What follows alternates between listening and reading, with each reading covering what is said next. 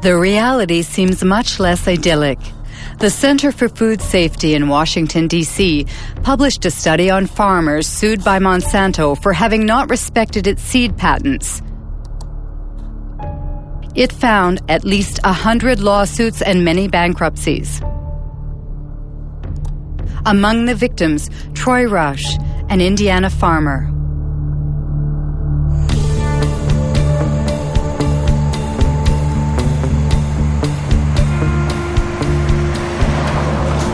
Our story starts back in 1999. A gentleman, and I use that term loosely,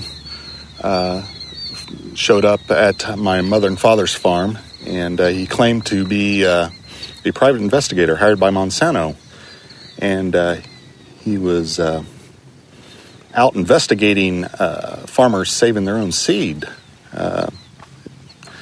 and asked us, he'd come right out and ask us if we'd saved their seed. And we told him no, we had not, and offered up our herbicide purchases and seed purchases, all the receipts and everything. Told him where everything was purchased so he could go check it out for himself. He declined that offer. And what occurred is then they sued us. Monsanto filed a lawsuit against myself, my father, and my two brothers. And Monsanto presented us with documents that they claimed were samples taken from our farms. To obtain those samples, Monsanto had to have trespassed upon our land without our permission and stole those samples. That year, I recall we had 492 acres of Roundup Ready soybeans. And they were grown under contract for a company for seed.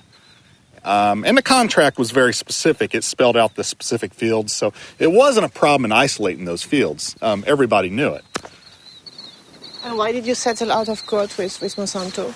Well, after 2.5 years of this, the family was just destroyed. The stress involved in this, I mean, they're in essence threatening 5 generations of work. And if they would to prevail in something like this, it's all gone. They take it all away. Good morning. Morning, sir. How are you this morning, Troy? I'm well. How are you, David? Still surviving? Good. Troy Roush and David Runyon grow conventional soybeans. They have been victims of the so-called gene police.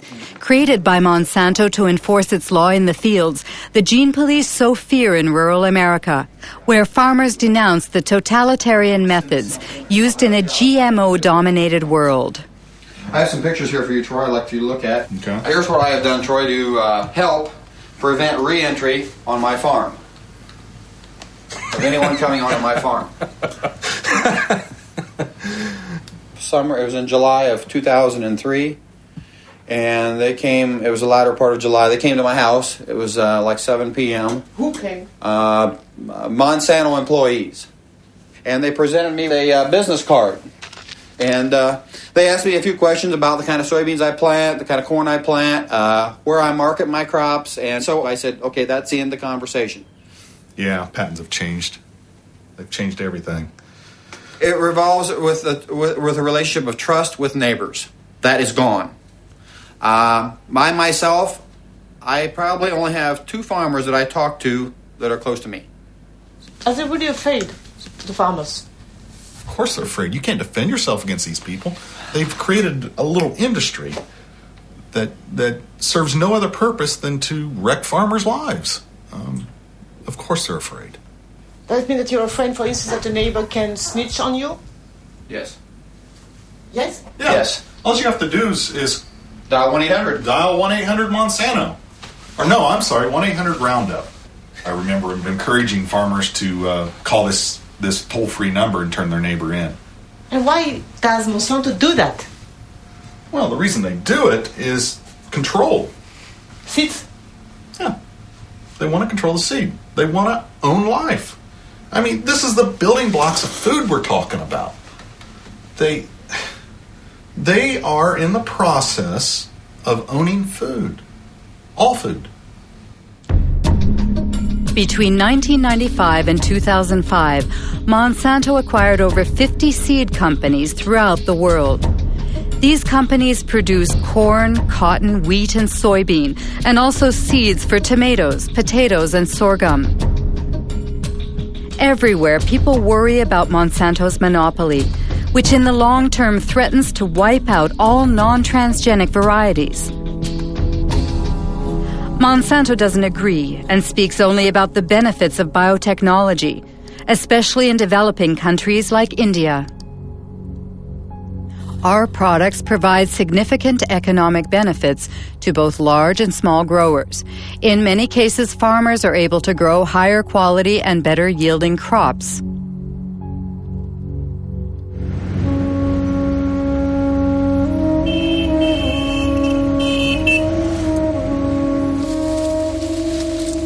India is the world's third largest cotton producer.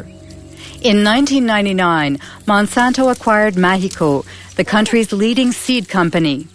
2 years later, the Indian government authorized the sale of BT cotton under the brand name Ballguard. It is genetically modified to produce an insecticide which repels bollworms, a cotton parasite.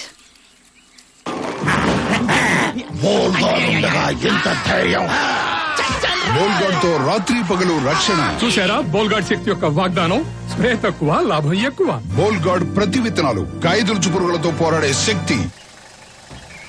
Since 2001, Kiran Sakari and Abdul Gayam have been closely following the transgenic cotton grown by small farmers in the Warangal district. Every year, the two agronomists publish a report comparing bioengineered cotton with conventional cotton in terms of yields and production costs. In 2006, the harvest was ravaged by a disease that affects transgenic cotton. This is a Ballguard field.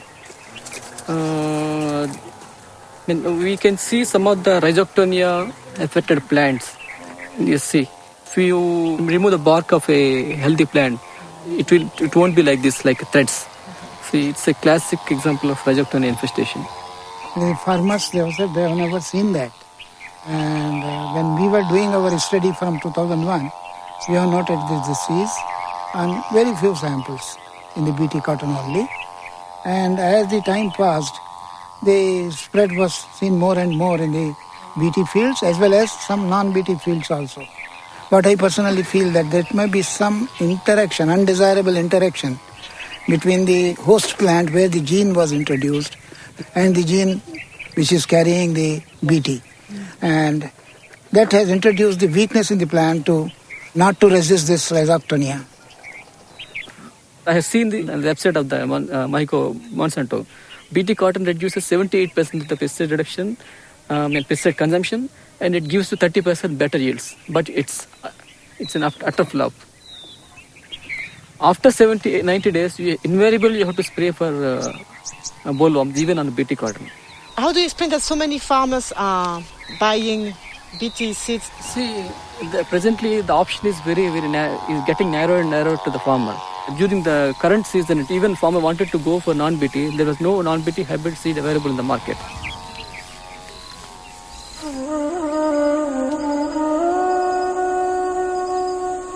Today in India, Monsanto controls nearly all of the cottonseed market, forcing the locals to buy its seeds at prices 4 times higher than conventional varieties. Small farmers must turn to moneylenders who charge high interest rates. If the harvest is poor, it means bankruptcy, a vicious circle which is decimating Indian villages.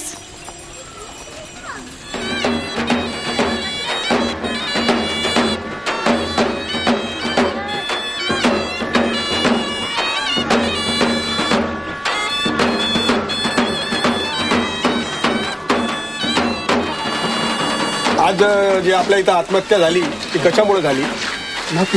BT cotton. अजून काय कारण होतं? कर्जबाजारी. वय काय होतं? 25. हा, ही consumed pesticide 1 litre pesticide.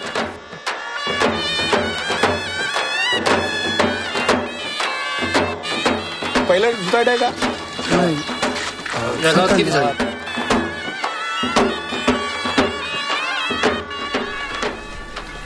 तुमचा subject कोणता एग्रॉनॉमी होता? Tragedies like the one we've just witnessed occur 3 times a day in the Vidarbha region, where BT cotton was introduced in 2005. Of course, cotton farmers